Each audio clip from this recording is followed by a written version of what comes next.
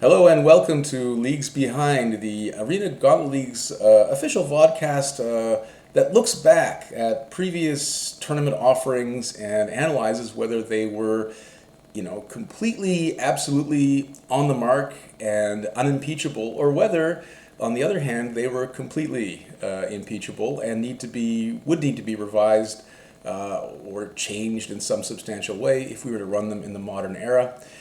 I am Christopher York. I am the founder of the AGL and current tournament organizer.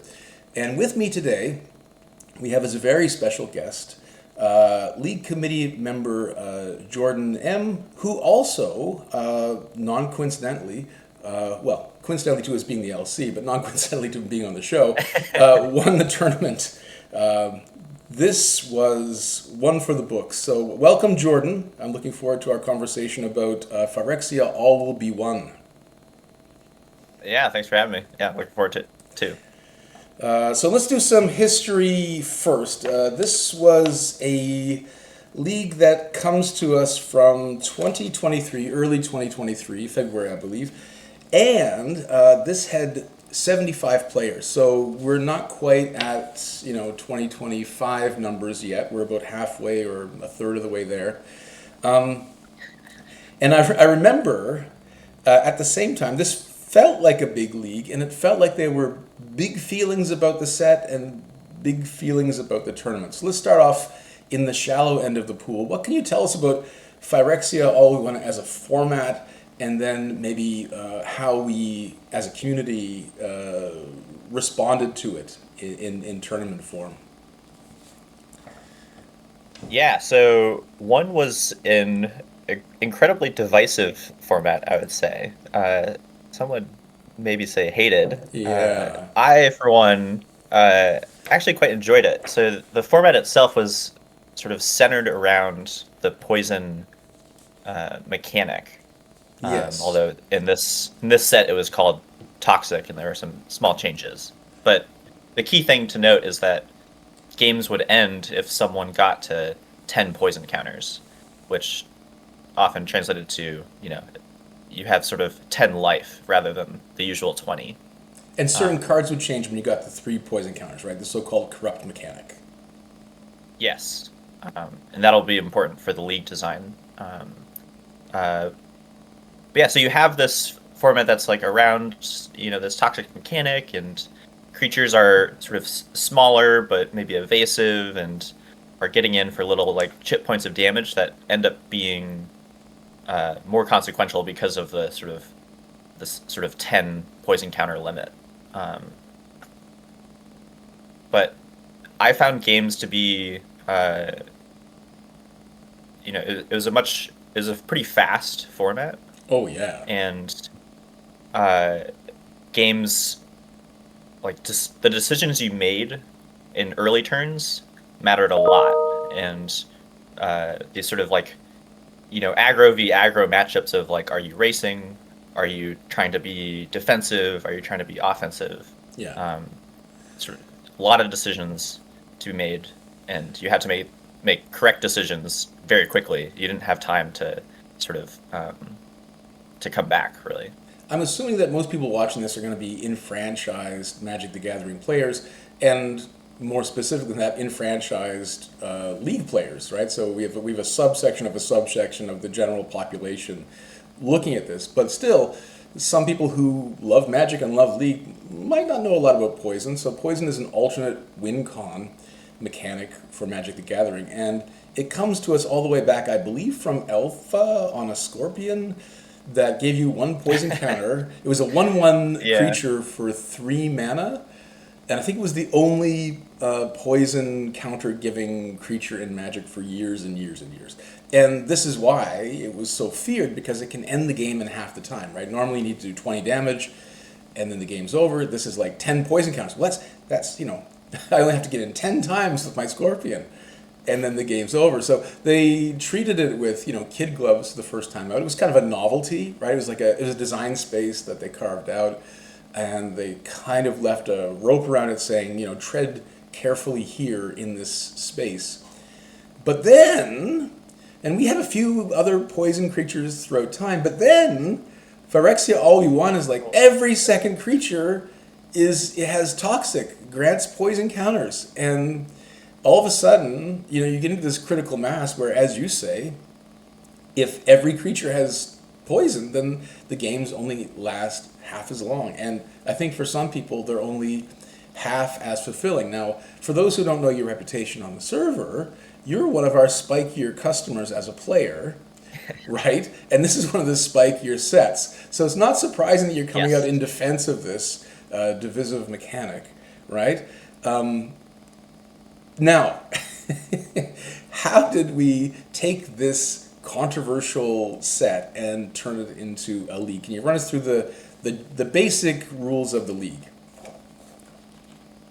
Yeah, so it was, sort of closer to a vanilla league, and then you had the option, you started with a pool of 1 packs. On a loss, you had the option to take any of the past 6 standard sets. Yeah. But then each loss was also sort of kind of gave you as the player like a kind of a poison counter. We have sort of 10 poison counters is this sort of like death. We have 11 losses. It's pretty close. Yeah. And so you would pick up poison counters, and then this completed. Completed, yeah. I think it's said the same, but it's mechanic. spelled differently. And I think it comes from Old Yeah. English, the EAT spelling, like Shakespearean. Yeah. But once you had 3 losses, you were completed, and then you had this new option available to you. And that was to fully re-roll your pool into all 1 packs. And at that point, you are Phyrexian, and you can't choose anything else. You can only take 1 packs. So everybody's, But you have this- as I understand it, everybody's going to have at least 3 offset packs to begin with, because you can't choose one at the gate. Oh Or- gosh, you're gonna have to remind me if that was the case or not. But- I'm asking you because my memory from 2023 is imperfect as well. But I'm just going to read how the flavor kind of mapped on the mechanics and see if we can sort of recreate this in our minds. So you started out, everyone flavorfully started out to be a Mirren, not a Helen Mirren, a regular old magic Mirren, right?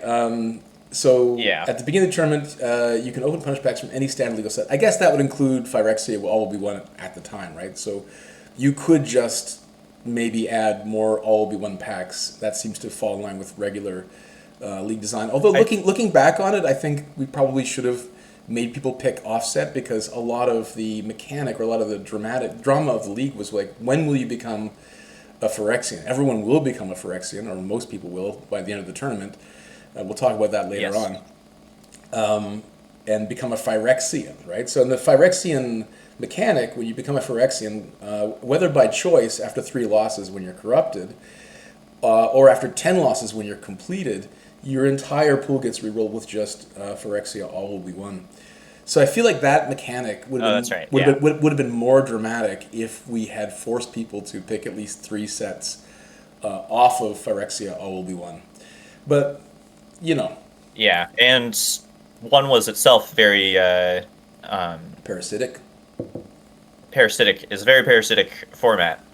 So people, I think the correct choice was probably to continue taking 1 packs regardless. And Makes I sense. believe that's what I did through the tournament.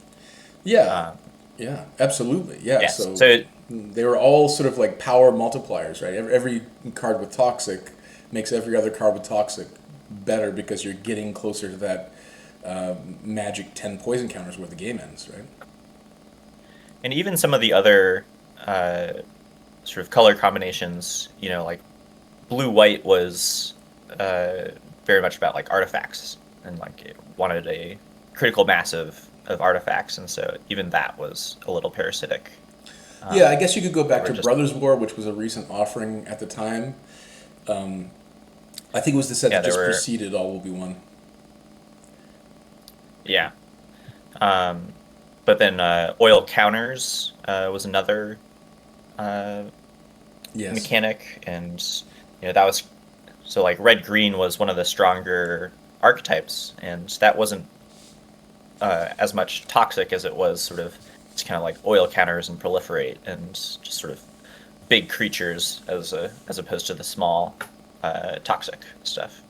Can I just say, with regard to like top-down tournament design, I think that this largely sticks the landing with its corrupted and completed players, and the starting out Mirans and turning into Phyrexians. I think that's all really juicy and fun, and I think it led to some interesting tournament stories. Do you recall the case of one Justin Pigeon?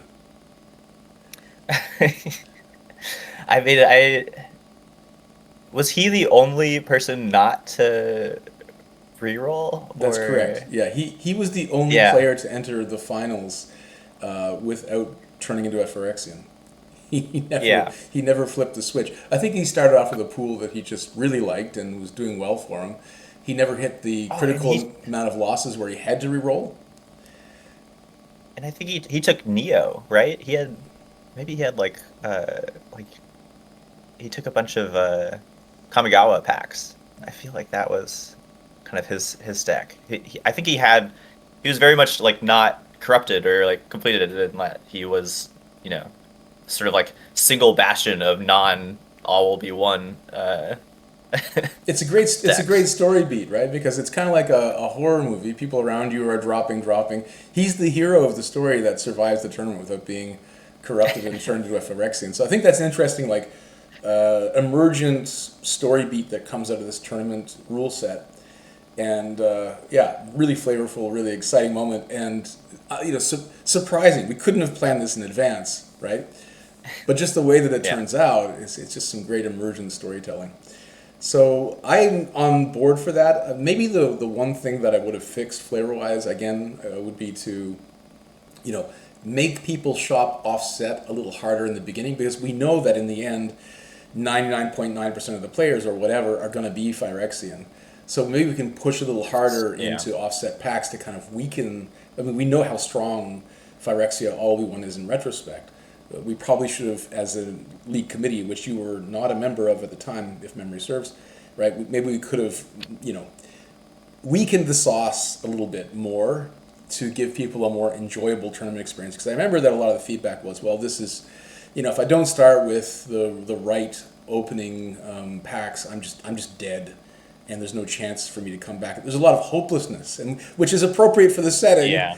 right? There's a lot of sense of being locked into picking Phyrexia All We Want for strategic reasons, which also fits the flavor of the set, but isn't necessarily fun for non-spiky players who want to, they want to have a more chaosy experience. They want to have a more laid-back play experience. This was not the tournament for them, I think. No. And I think, I mean, as someone looking into the this tournament design, like I think it was sort of like knocked out of the park in terms of like flavor reasons.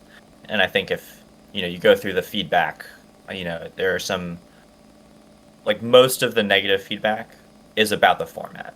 Mm, I yeah, think people, liked the flavor. I think having like a pool reroll mechanic is interesting, and that was very new as far as I can remember. I think so too. Yeah, Um, it was on the books for a while. I think it was just like a refused. It was a refused plane chase mechanic. I think that in one of the plane chase leagues, yeah, I'd pitched a jumpstart phenomenon card that when you came across it, you had to re-roll your entire pool in the jumpstart packs. Obviously, the LC wasn't a God, big fan of that, but the idea of a pool yeah, re-roll mechanic was kind of like in the mind, I think, after that, and I was a big proponent of this. I remember being online with this. There are some designs that I kind of, the LC does their thing, and I kind of grit my teeth through it. I'm like, okay, well, this will please some subsection of our player base, which might not include me, right? And so I kind of, but this was one where I was like, I'm on board with the flavor, even though I, like a lot of other players, didn't necessarily enjoy the set. And I think that's the best the league can do. If they take a set that's yes, unloved and controversial and can craft a tournament experience that somehow mitigates that effect for players and keeps them interested in the game, I think it's probably a service for enfranchised players, because otherwise they just sort of like drop out of sealed, they drop out of draft, and you just sort of like take a few months off, which maybe is healthy and good, but we won't let them, Jordan. That's Nope, we gotta nope. keep making interesting tournaments We to. just want more and more players and keep them coming back. That's Well, but yeah, I I think think there's also just there's the intrinsic fun of just trying to fix a broken product. I think that's what keeps me going, right? Like I see Wizards kind of like more and more, right, with the rate of drops coming out, they more and more half-ass some of these sets, and like, well, Spider-Man.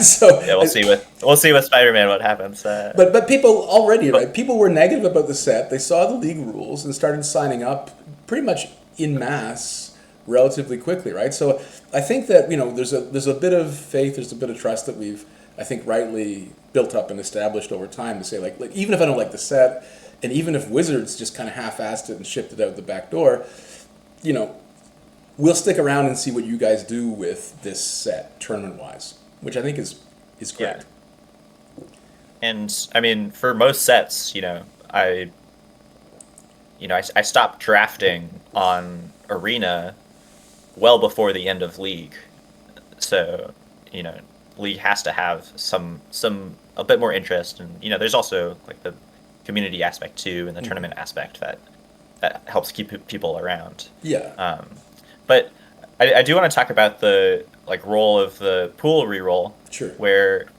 let's say we had a league, and you have this very parasitic format, and it's very fast, and you need to have a good pool Mm. to compete. And if you're losing early and it feels hopeless, you might sort of lose interest. But we have there's this little mechanic that lets you like re-roll your entire pool, Yeah, there's hope. and I think like that bit of hope and that sort of like, well, anything could happen, probably hopefully helps, at least keep people engaged or excited for what could happen, and then also provide some good tension. If you have like a decent pool, like, are you going to re-roll at loss 3, or are you gonna sort of stick around for a bit? When do you pull that trigger? Um, and is it going to be too late to turn around your league or not? Yeah, there's a couple things I think that flow out of that, Jordan. Like, as you point out, it's not a solved puzzle as to if or when you re-roll your pool. It does give hope. It gives points of engagement with the community, also, because then you're like asking people like, I got this pool, am I going to shoot myself in the foot, or is it a good idea to re-roll as soon as I possibly can? Like that becomes Yeah. in a league where the factions are non-existent, right? Like the Mirren and Phyrexian thing. There are some comments on the server that reference it, like sort of maybe pigeon boasting about not being brought into the Phyrexian collective yet.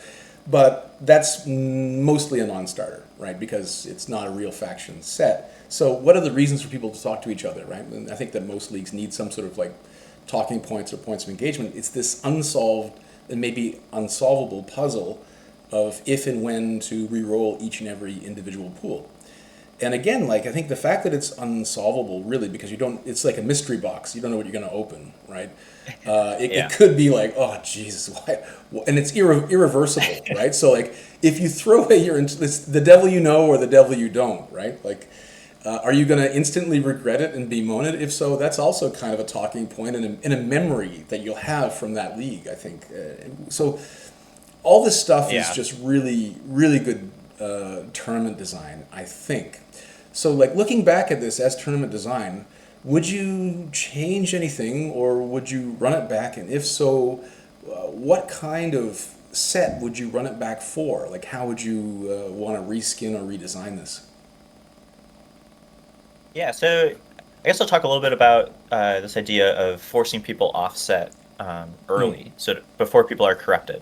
Yeah. Um, and I think there's benefits to that in terms of getting a bigger variety of gameplay, especially early on in the league. The counterpoint, or like sort of something that would have to be considered is that if you're forced offset early, so you have your 6 packs of 1, and then you have to take offset, offset, offset. Now at loss 3, I think it almost becomes uh, it's almost always the best decision to re-roll if unless you have something like a truly great pool, Yeah. because you want to sort of get to a monoset deck, Right. which is maybe worse for league gameplay and replayability, Yeah. but from like a spiky competitive standpoint, like I want to just have only 1 packs and build this streamlined like toxic deck or oil deck or artifact deck. Um, so yeah, it's a tough thing to That's a balance. good point, and something I didn't really think about. In that, yeah, if you force people offset, then you kind of strategically force the reroll as a dominant strategy. Whereas if you just pick all you Yeah, win all along, then you can keep doing that without being, say, formally corrupted or completed. yeah. So I mean, maybe there's like you could make offset packs stronger somehow, like try to Oh, like only include like the best, like entice people, like MH3, entice people to OTJ, yeah. right? You could pick stronger sets than just the last 6. You could Yeah, have little bonuses for being Mirren. Like maybe there are, we take like Mirrodin flavored cards that are on Arena and have like a little bonus sheet that. right.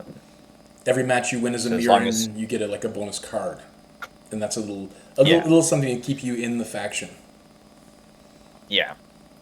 So something around there. But I think as a whole, this league is it's fairly simple in design, but there's complexity in like decisions in terms of like how to re-roll, and so I think that is something that the core of it I wouldn't change that much, and at the end of the day we have to more or less live with the format that Wizard gives us, um, and Until we start some building our people will own. enjoy it more than others. Well, there are situations where we have built our own format, right? More or less, but and we're getting closer to that, right? Yeah. That potential for building our own formats, I think, is something that we maybe should start thinking about more and more. Of course, we don't have the chance to think about it because Wizards has turned the hose on full spray with Yeah. new products, so it's difficult to even conceive of a time when there won't be a new product to base a league around. Yeah, we can't always, build our own Tarkir Reforged set and throw that into the mix, as fun as that is. Yeah, But and we did that because the set was underwhelming, right? Like we had to sort of build it up as almost a response to what would be perceived as a lackluster set on its own merits, right? well, that one was more because we wanted to have sort of all the references to Khans of Tarkir, but Khans of Tarkir was a kind of terrible, ter- terrible set power level wise. Yeah. Would not fit with uh, the current play design. The set has its I think fans, but it's fairly slow and grindy, I think, is the general impression. It's the opposite of all we want. yeah. Yeah, it's hard for us to like know ahead of time whether a set will be bad or not. Yeah.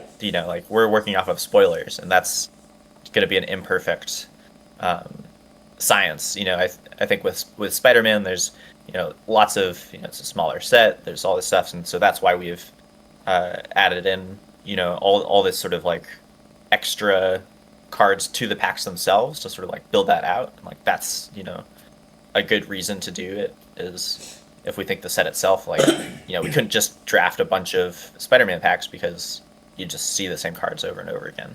So Well, if you want to sort of step back and get a little meta, this is exactly why I do Leagues Behind, because I think that some of the decisions that we made and some of the fixes that we, you know, grafted onto imperfect sets stand the test of time. And I think that Phyrexia All-Be-One is one of those designs that, mostly I agree with you. I'd stand by it today.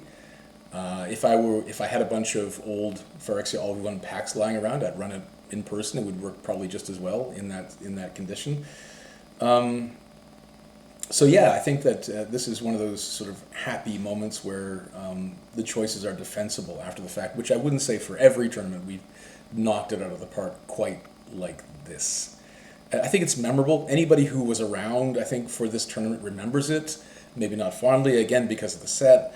But also, like, it was just such a, like you say, it's an elegant design in that the rules are simple and all the complexity comes from the emergent tournament gameplay and the sort of Right. like decisions you have to make on those fronts. In terms of you being the winner of this tournament, do you have any particular like stories or lore or cherished memories from the tournament you want to regale us with? The victors end up writing history, so here's your chance to inscribe your particular Yeah, geniuses. it was all skill that I won the Mega Draft, and Ooh, definitely not because I opened Nissa in Pack One. I think everyone That's recalls that. yeah. Yes, that's exact.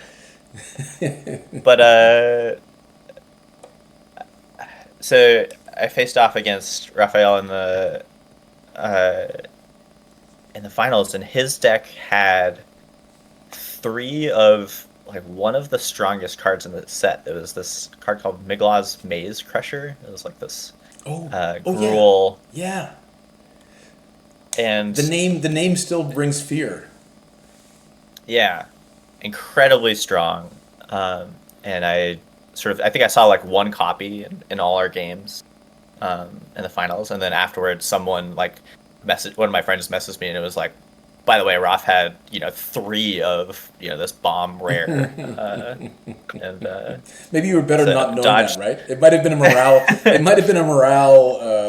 Let's say, what's the opposite of a boost? Yeah, Be debuff, morale debuff to know that he had those going into the finals.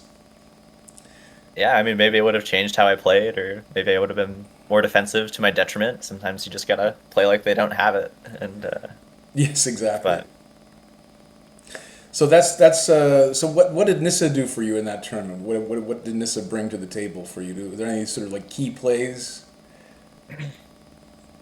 oh, Nissa is just we talk about bomb rares, one of the best cards in the set, and something to, I think, in mega drafts, kind of one of the pro tips is to open something amazing in pack one and just don't worry about anything else. Just go all in on it, and you can build like a pretty. There's benefits to staying open if you don't have power, but once you find power, like just build towards that, and Don't look back, in the yeah, words of Bob Dylan. that's yeah, that's been a recurring winning strategy for me is find a Nissa, find a breaches, find and build towards them. Speaking of the Mega Draft, can we talk a little bit about the format, which is kind of weird? So the Mega Draft format is described as following in the rule set. In the league finals, the top 8 players will retire their main tournament league decks and play in a 3-round Mega Draft. Each player will draft 6 packs of 1. Exception. Each Mirren player chooses and adds a unique non-1 standard set to be opened in the draft instead of a pack of 1. Mirren players must choose non-identical packs and select the order that these appear in the Mega Draft in the order of the final rankings in the main tournament. Now, Pigeon was the only one to survive into the finals, and he put a pack of Neo Yeah. in the finals. Did any of those cards find you and end up in your deck? Oh man, I should have gone back and looked at my final. I mean, so yeah, actually, there were some. Um, A because virus beetle here and there, anyway. I was like green black sort of grindy removal based deck, and so Neo definitely has some.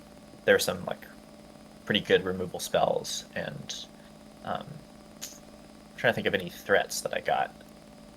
Um, Are you one of the yeah, person? I would have Are to you one of find the are it. you one of the players that archives their best performing league decks? Do you, like I keep not that I have many anymore, but from the olden times, I still have in my arena deck list set the top performing decks, and sometimes we'll trot them out in a sort of like historic play, match or something, just to remember how they felt to play. Yeah, I have some of those in Arena, but I'm just constantly at, 100 decks and like delete one, add a new one, delete one, add a new one. Just, Occasionally do a just like sweep. the friend But list on Arena, right? For anybody who's been with League long yes, enough, exactly. keeping your But friends list tidy is a discipline that we sort of learn over time. I'm just counting on the top 8 deck archives to have. Um, Yeah. yeah, I wonder if I can. Well, that's the thing. I mean, the archives are good for that, right? They're the sort of living embodiment of league history, and I do think that. I mean, part of the charm, at least for me and maybe other invested players, is that you can look back and you can see what people have done in past seasons of league, in past tournaments, and you can see the decks they threw together, and we can come to some sort of consensus as a community, right? That, well, Gruul performs well in the mega draft, or this kind of like general impression that people's get. You can back it up with stats if you're so inclined. Yeah, so I pulled up the my Mega Draft deck, and yeah, it was one pack of Neo and 5 packs of one or something, and it looks like just a streamlined, green black kind of one deck, and then there's just a sprinkling of excellent Neo cards like Gloom Shrieker, which Oh yeah, is the Golgari, the 2/1 that brings back a permanent. yep. So rebuy your Nissa, Oh god. uh, and then Tell Twisted Embrace. tell me you got a virus beetle in there too. No Virus Beetle, Damn it. but the Okiba Reckoner raid, the sort of saga creature from Yeah. Neo, the Yeah. little 1-drop, very good card. Mm-hmm. So yeah, and then just the top end of Nissa and a couple of battle chairs, the sort of like 6/6 trample equipment that you could, it creates this huge creature, and then you have the equipment left over. I So remember. Yeah, it created basically it was a Dreadmaw Colossus, but in equipment form, yeah, if I recall correctly. in a living equipment or That's living weapon form. Yeah, that was Yeah. really abusable, or it was abused. I mean, basically, you could never get rid of their biggest creature when you had that thing lying around the battlefield. They could just keep suiting up whatever nerd with the +6/+6 battle armor, and it would go to town on you. I remember that very well. Well, Jordan, are there any final thoughts on the format or the league that you wanted to share? Yeah, I think the sort of final thought is, I'm always sort of trying to think about how to best use like this mechanic of like pool reroll. It's something that we can't go to all the time. It would just get old, but I think occasionally and with for the right flavor reasons, I think it does have the potential to like refresh the league. We often hear that in weeks 4, 5, 6, people are, the decks have become like very streamlined. New packs don't change too much, and so having like some sort of reset to sort of maybe lower the power level, just give people new deck building opportunities. Um, I think it's just a tool in the belt. I don't think I we've think revisited this since then, have we? So the closest thing would be, I think, the team trios, um, and that one, I think I was sort of in charge of all the design of that league, and I think kind of over-indexed. People thought we re-rolled pools too much, um, That which was that good. was an accelerated Good. league, though. That was a 3-week league, right? That was 3-week team league, and so each team of 3 would get a pool at the beginning of each week, and they'd have to split it. Um, they'd have to make 3 decks out of that, and I mean, I love that sort of like process of building a team sealed pool, and really wanted to lean into it. I think at the end of the day, it was it was just a bit too much to do it every single week. But I think there's a middle ground in there. So Can I get back on one of my favorite hobby horses and say that this mechanic is perfect for a jumpstart league?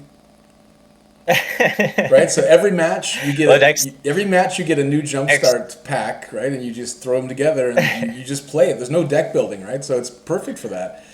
Every match you get a new reroll, and that's kind of exciting. You know, I mean, we've had discussions about jumpstart leagues, and probably at some point, right, we'll have something similar to that. I mean, it burns me because it's the one set we haven't cracked, right? It's the one arena legal offering that we've never leagued, right? So to me, it's like that. It's the white whale, right, that we're hunting. If we can get a jumpstart league to work, wow. It's tough. It's tough to do that for every match. I think I could see, because one of the things of league, we talk about like refreshing the pool and like having new opportunities, but also watching your deck evolve is also very fun and people like. But I could see maybe like a jumpstart style mechanic being, kind of like a small piece, like maybe kind of like a side event aspect that maybe you like can go into the separate, like kind of like duel or stip match or like something like that, where it's you sort of get sort of the jumpstart mechanic. So like instead of playing a regular league match best of 3 with your league decks, you can choose to duel somebody in a jumpstart challenge match. Yeah. Interesting. I wonder how people would actually do that. Probably people with really weak decks, right? People with shitty main league decks would always be trying to trick people or coerce people into playing these challenge matches in Jumpstart. It might get it irritating, right? By the constant sort of like, well, I'm not going to play a regular league match, so if you want to play me, you got to play Jumpstart, right? That's a negative. That's a point of negative engagement with other players. So I would worry that kind of like optional mechanic might make it might open up some feel bads. Yeah, we would need something, right? Because like just like you sort of lose the deck building puzzle if you just like throw together like the jumpstart matches are just like you shuffle them up, right? Yeah, it's not no deck building. Yeah, 0 deck building. So that joy would be gone, right? One of the main components of the goods of League would be lost for that one tournament. But then again, that's the exception that proves the rule, right? Maybe it'd be a little refresher. Maybe there are people who like using their brains in that way, and there are people who would rather not use their brains in that way. So we're leaving out a segment of our player population, perhaps, or we're overtaxing them. Yeah, maybe we have something where week 1 is jumpstart matches. So you shuffle together sort of like pools for each new match. And then at the end of week 1, you choose which deck you want to keep going with. And then it turns into sort of a more normal league experience of, you're sort of building up a deck rather than getting new ones. I feel like these kinds of like conversations, we should just have like league committee meetings be live streamed onto Leagues Ahead. Coming soon to whatever, there's probably a jump start somewhere on Wizards Horizon. It'll be. It feels like they'll do a Universe Beyond Jumpstart or something. Oh, God. Maybe that'll. Hey, look, for people who watch this, either Leagues Ahead or Leagues Behind for spoilers of future leagues, we should note here for people who hung around to the very end of the episode that you're the lead designer for the upcoming Avatar set. Anything you can spoil from that? I have some bold ideas that I'm going to work very hard to convince the rest of the league committee to go along with. You're going to give us one little drop of glistening oil? Just give us one little drop give our audience a little drop of glistening oil here, Jordan. What do you got in mind? Just broadly. Let's just say, we've been talking about pool rerolls and like ways of resetting the league. Let's just say that in the middle of league, everything might change when the Fire Nation attacks. That's all you're going to say? That's all I'm gonna say. I don't want to overpromise because it's very likely that my vision won't past the gauntlet of other LC Well, I approval. mean, you can give us the pitch with the foreknowledge that you might be shot down, or you might have to revise on on due reflection. But if you could have your perfect Avatar League, what would happen when the Fire Nation attacks? Bearing in mind, I've got no idea what the Fire Nation is or what Avatar is lore wise. But okay, so let's say that when the Fire Nation attacks is a sort of logically parsable sentence in the Avatar universe. What would you For ideally people like to who see know happen? Avatar, that is sort of the like intro to that is like the beginning of every episode. It's like here's the history of the world, and it's like you have four nations lived in harmony, and then everything changed when one of them attacked the others, and then you have this sort of like long war. And so I want to sort of have sort of a league of where there's sort of like the sort of harmony of there might be some light faction mechanics. You have all these air, earth, water, fire nations, and then what happens after that harmony is like destroyed? How do we kind of translate that to a league mechanic? Because Magic is well known for being four factions, right? How are you going to square that circle? How do you make a game that has a sort of five as the base number for the colors of mana translate into four factions? That's interesting. Yeah, well, I think from a league perspective, like you don't need to have five factions, and you can have multiple colors per faction. So I'm not too worried about that. Oh wait, But I I got it. think the I got it. It's arch enemy, right? We have the four factions related to the elements, and then we have like the sort of arch enemy faction that gets like super bonuses, and it's the rest of the league against them. What do you think? I mean, that's there won't be a mechanical or like too much of a mechanical benefit to being the arch enemy because that would be tough to balance. But I am thinking about how to take the like if we have like a little like faction battle in the first part of the league, and then can you separate sort of like the uh, you could have like the best performing faction be sort of it might not be the Fire Nation, but it could be whoever is the best performing faction. That's the one that you know tries to take over the world, and then you have some sort of way to sort of like battle back with the rest of them. So Interesting. um, It sounds ambitious. We're lacking a lot of details at this point, obviously, but it does sound yeah, interesting. it is.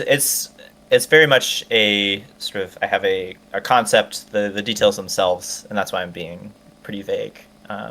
Just because I think the devil is in the details, and if we can't sort of solve some of the issues, then it probably won't work, and I don't want to disappoint people. But, You heard it here I first, think folks. Pool rerolls back in Avatar. Four faction league coming up. Those kinds of bold promises, you mean, Jordan? yep, yep, yeah, and who knows? Maybe the people that know Avatar, maybe it'll be on Team Avatar. That's another little hint. Yeah. All right, with those cryptic clues, I'll thank you, Jordan, for joining me today to talk about Phyrexia All Will Be One League. Thanks for everything that you do as part of the LC to keep the Arena Gauntlet League running and healthy, and sort of congratulations on winning this tournament. Yeah, that was my first win, and it was a little bit of a monkey off my back because I had been in plenty of mega drafts and hadn't got there. But yeah, so great to reminisce on this league. We're all completed now. This episode is completed, in fact. So thanks, and we'll talk to you later. All right, see you, Chris. Bye.